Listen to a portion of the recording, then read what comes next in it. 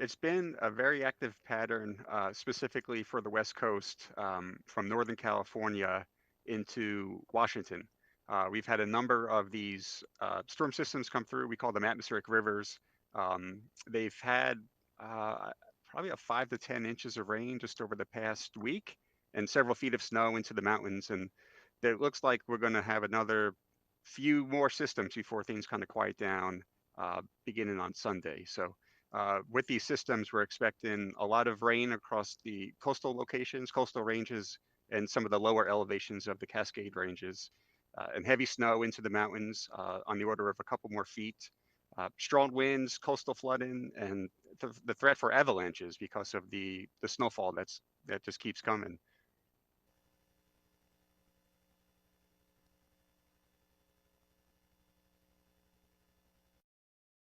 When we say atmospheric river, it refers to a fairly narrow plume of water vapor, just moisture in the air, that's carried these long distances, 1,000 miles across the ocean, and they impact the West Coast. A lot of times, these rains are beneficial because that's where a lot of the West Coast gets their precipitation here in the cool season.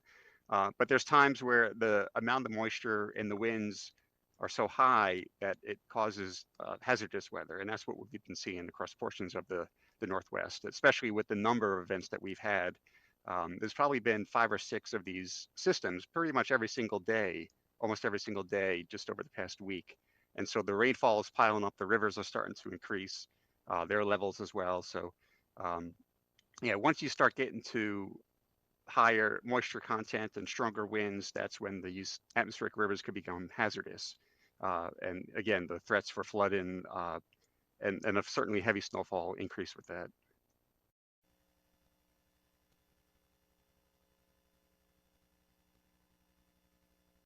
There's a number of warnings and advisories that are out right now for the Northwest. We've got winter storm warnings across the mountains of the Cascade Ranges.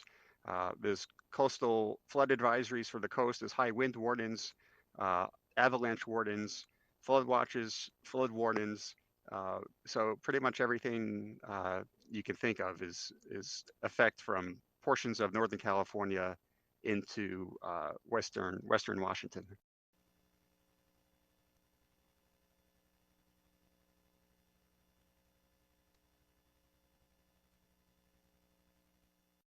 It seems that these systems, there's going to be brief lulls, but pretty much almost a continuous onslaught of rain, wind, and mountain snow over the next 3 to 5 days. So if you're traveling, certainly be weather aware, pay attention to the forecast.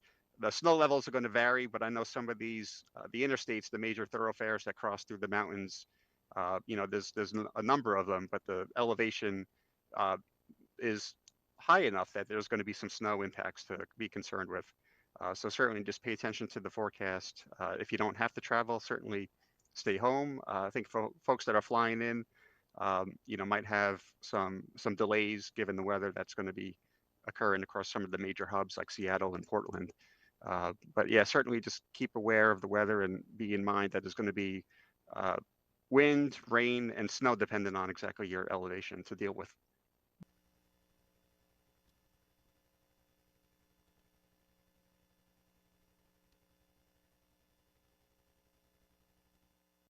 It's going to continue again more or less through Sunday.